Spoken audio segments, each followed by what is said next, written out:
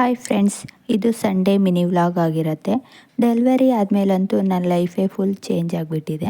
ನನ್ನ ಮಗನಿಗೆ ಇನ್ನೂ 4 ಮಂತ್ ಆಗಿರೋದ್ರಿಂದ ಅವ್ನು ಸ್ವಲ್ಪ ಹಠ ಜಾಸ್ತಿನೇ ಮಾಡ್ತಾನೆ. ಯಾರಾದರೂ ಒಬ್ಬರು ಅವನ್ನ ನೋಡ್ಕೊಳ್ಳೋಕೆ ಇರಲೇಬೇಕಾಗತ್ತೆ. ನಾನು ಇಲ್ಲ ಅಮ್ಮ ಇವತ್ತು ಸ್ವಲ್ಪ ತೋಟಕ್ಕೆ ಹೋಗಿರೋದ್ರಿಂದ ಇವತ್ತು ನಾನೇ ನೋಡ್ಕೊತಾ ಇದ್ದೀನಿ.